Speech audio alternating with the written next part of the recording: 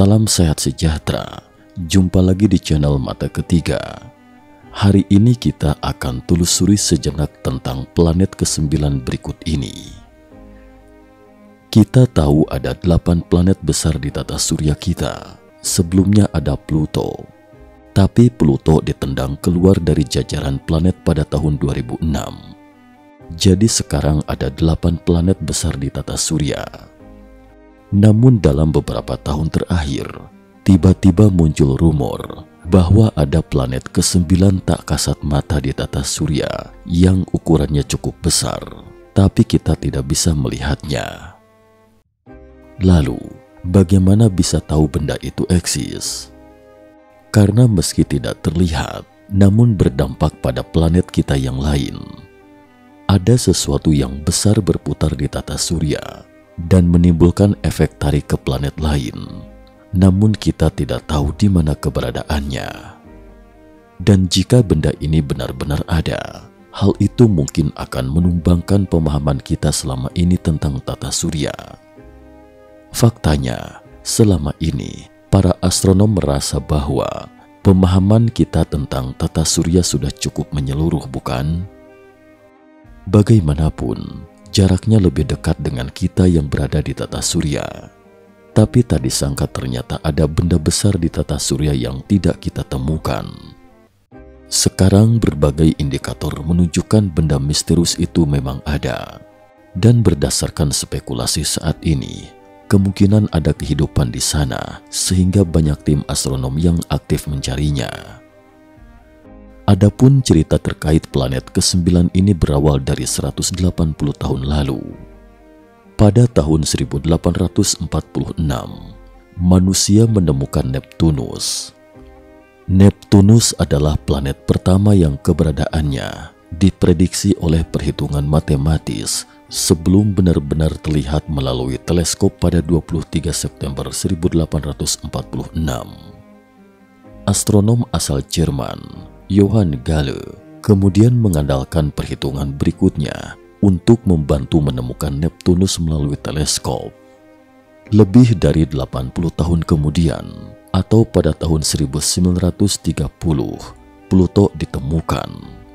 Awalnya dinyatakan sebagai planet ke-9 dari matahari. Setelah 1992, namun status planetnya dipertanyakan setelah para astronom menemukan sabuk Kuiper, lingkaran objek di luar Neptunus yang mencakup Pluto dan benda-benda lainnya. Massa Pluto hanya 1/500 massa bumi dan 1/6 massa bulan. Ukurannya jauh berbeda dari perkiraan sebelumnya yang diduga jauh lebih besar dari bumi, tapi tak disangka ukurannya begitu kecil ternyata. Namun karena keterbatasan teknologi observasi saat itu, memang mustahil menemukan planet lain selain Pluto. Jadi sejak saat itu, pengetahuan kita tertuju pada fakta bahwa ada 9 planet di tata surya. Namun terjadi sesuatu yang tak terduga pada tahun 2005. Astronom Michael McEborn dari Institut Teknologi California menemukan asteroid yang sedikit lebih besar dari Pluto. Benda langit ini adalah Eris, sebuah planet Katei yang ditemukan pada 2005 oleh 3 astronom dari Amerika Serikat.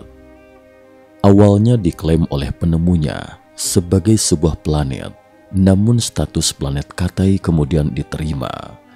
Eris sangat dingin, berbatu-batu dan lebih besar daripada Pluto. Eris memiliki diameter sekitar 3.000 km, sehingga merupakan objek terbesar yang ditemukan di tata surya setelah Neptunus dideteksi tahun 1846. Eris juga lebih besar dari Pluto, bekas planet terkecil yang ditemukan pada 1930. Pada 24 Agustus 2006, para ilmuwan Persatuan Astronomi Internasional akhirnya memutuskan statusnya sebagai planet Katei. Hal ini untuk memastikan bahwa planet-planet di tata surya pada dasarnya stabil secara konsep, yaitu 8 planet besar. Namun tak disangka, hanya 8 tahun kemudian, atau pada tahun 2014, astronom Scott Sanders Safford dan Chad Trujillo menemukan kelainan orbit beberapa asteroid atau planetoid saat mengamati pergerakan benda langit di sabuk Kuiper. Sabuk Kuiper adalah bagian terluar dari tata surya kita. Lebar area ini diperkirakan mencapai 1000 satuan astronomi. Lokasinya terbentang sejak setelah orbit planet Neptunus. Jaraknya sekitar 30 satuan astronomi sampai 55 satuan astronomi dari matahari. Sebagai acuan, satu satuan astronomi adalah jarak matahari ke bumi. Pada area ini terdapat jutaan bongkahan es dengan berbagai ukuran. Bahkan ada es yang memiliki diameter lebih dari 100 km dan jumlahnya ratusan hingga ribuan. Es ini merupakan bekuan berbagai gas seperti metana, amonia, nitrogen, dan air.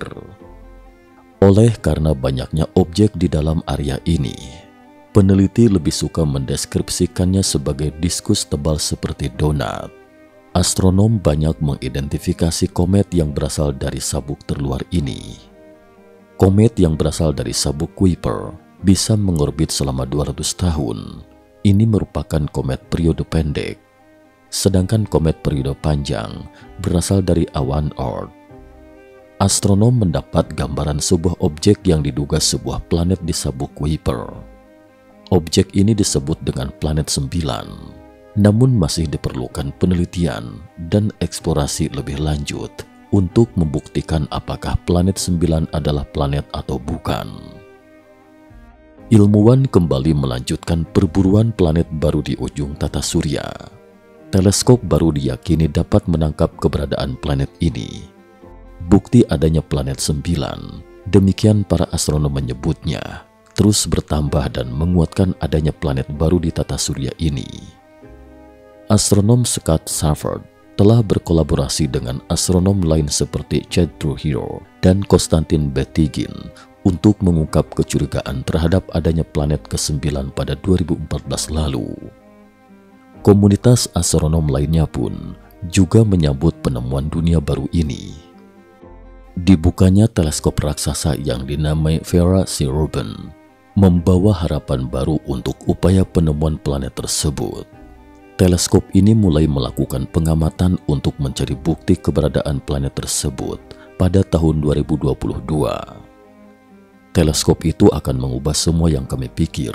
Kami tahu tentang pembentukan planet, kata Safford. Jalan menuju perburuan planet 9 dimulai pada 2012 saat Safford dan Trujillo menggunakan teleskop Cerro Tololo Inter-American Observatory di Chili. Keduanya menemukan semakin banyak objek yang semakin jauh dari bumi, tetapi ada satu objek yang tampak menonjol. Rasa ingin tahu Safford dan Trujillo semakin kuat untuk dapat menemukan planet-planet lain yang mungkin berukuran lebih besar dari bumi. Peneliti lainnya mengakui, bukan hanya Safford yang melakukan penjelajahan ruang angkasa untuk mencari dan menemukan dunia baru dari 8 planet di tata surya ini. Saat ini, Safford juga masih terus menjelajahi langit untuk menemukan lebih banyak bukti tentang keberadaan planet 9. Observatorium Rubin menjadi senjata yang akan menjadi tumpuan bagi Safford untuk menjelajahi langit. Survei itu akan mengubah ilmu tata surya seperti yang kita tahu. Dan jika planet 9 ada di luar sana, teleskop Rubin akan melihatnya, kata Safford. Jadi sekarang diduga, ada beberapa kemungkinan mengapa planet ini tidak terlihat. Pertama, jaraknya yang terlalu jauh. Menurut perhitungan awal, saat benda langit ini paling dekat dengan matahari, jaraknya adalah 30 miliar kilometer, setara dengan 0,003 tahun cahaya, atau setara dengan jarak yang ditempuh cahaya dalam satu hari. Mungkin ada yang mengira jarak satu hari ini tidak terlalu jauh. Namun nyatanya hanya dibutuhkan waktu 3 menit 12 detik bagi sinar matahari untuk mencapai Merkurius, 6 menit untuk mencapai Venus, 8 menit 18 detik untuk mencapai bumi, 12 menit dan 39 detik untuk mencapai Mars, dan 43 menit untuk mencapai Jupiter. Jarak semua ini adalah satuan dalam menit. Ke Saturnus adalah 1 jam 19 menit dan 10 detik. Ke Uranus adalah 2 jam 40 menit dan 7 detik. Dan ke Neptunus adalah 4 jam 7 menit. Sementara jarak planet ini saat terjauh dari matahari mungkin setara dengan 180 miliar kilometer, setara dengan waktu yang dibutuhkan cahaya untuk melakukan perjalanan selama 1 minggu, sehingga observasi ini mungkin akan sangat sulit. Tentu saja kita tidak bisa merasakan betapa sulitnya observasi ini hanya dengan membicarakan jarak. Tingkat kesulitannya ini ibarat kita menggunakan teleskop atau instrumen apapun, bagaikan mengamati seekor lalat yang berjarak 30 km dari tempat kita berada sekarang. Selain itu juga masih ada faktor lain mengapa ia sulit diamati. Jika ia benar-benar bagaikan lalat, tapi selama ia bergerak, maka seharusnya kita bisa menemukannya. Namun menurut perhitungan, periode orbit benda ini awalnya dihitung 10.000 hingga 20.000 tahun. Artinya membutuhkan 10.000 hingga 20.000 tahun untuk sekali mengorbit matahari.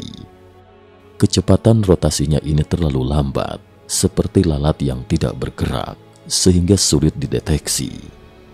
Ia seakan menyatu dengan latar belakang, dan karenanya kita tidak tahu mana yang lalat dan mana yang merupakan latar belakang. Belakangan, menurut perhitungan aktuaria, bahwa jangka waktunya mungkin lebih pendek, yaitu 7.400 tahun. Tapi itu juga terlalu lambat.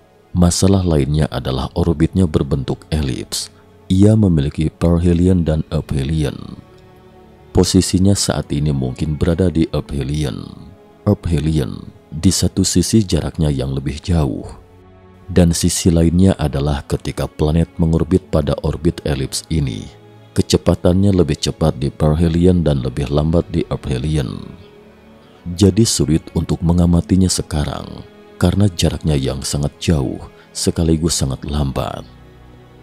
Adapun sebab lain mengapa sulit mengamatinya, karena lokasi benda ini berada pada bidang yang sama dengan bidang Bima Sakti dan tertutup oleh cahaya dari sekian banyak bintang. Benda langit ini sendiri tidak memancarkan cahaya dan sangat gelap. Karena jaraknya yang jauh, akibatnya dikelilingi oleh bintang-bintang besar sehingga sulit ditemukan.